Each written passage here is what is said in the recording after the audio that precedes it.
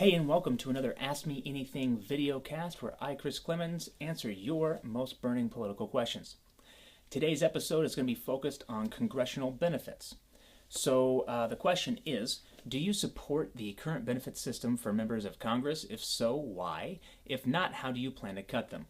So there's a lot of things to mention when it comes to congressional benefits. There's a lot more going into what we, essentially taxpayers, pay taxes for to support our congressmen. So beyond just salary, there is healthcare benefits, there's a pension system.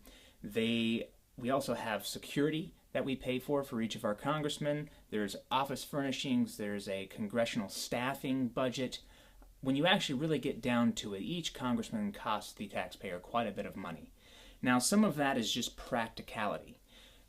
When you start looking at the bills that are passing the House of Representatives or the Senate, these are hundreds of pages long, and our congressmen don't necessarily always have the time to go through and read all of these, nor do they have the time to research every single one of these particular issues and become very, very knowledgeable on them.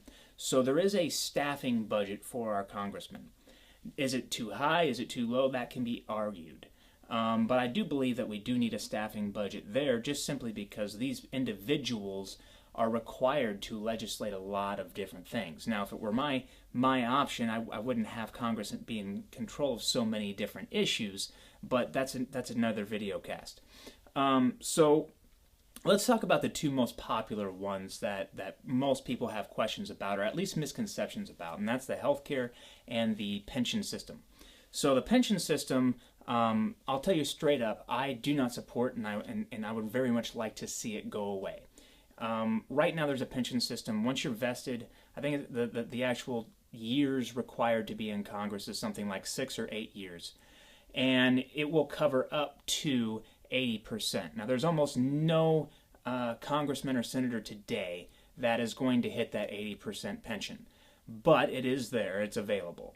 The other thing to discuss is their health care benefits. Now, since the Affordable Care Act has been passed, the congressional health benefits have changed.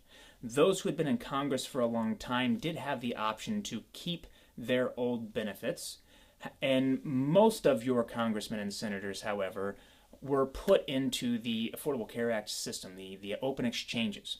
Now, there is some confusion on this, in that yes, congressmen are required to go into an exchange, but there's two different exchanges in which they can choose from.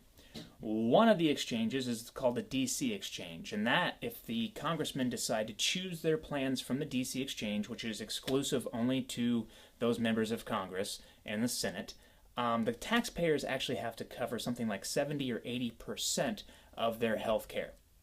Now, you can imagine that's not the most politically advantageous thing to do, because there's a lot of people like me and like you who don't necessarily like the idea of paying somebody $175,000 a year and covering their health care. So there's the other option that congressmen have, which is to go into the federal exchange, the federal employee exchange, so what your average federal employee would have. If they decide to go and choose their healthcare package from that, well, then the taxpayers are off the hook for covering it. Me personally, what I would like to see is that DC exchange going completely away, and congressmen being required to go onto the federal exchange and pay for their own health care. Same thing with their own retirement benefits. We should not be incentivizing congressmen to stay congressmen.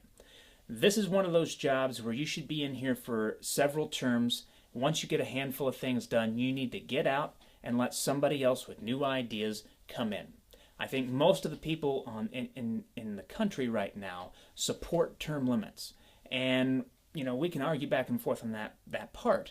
But if we're incentivizing people to become congressmen and senators and stay congressmen and senators, well, then we're creating a lot of issues.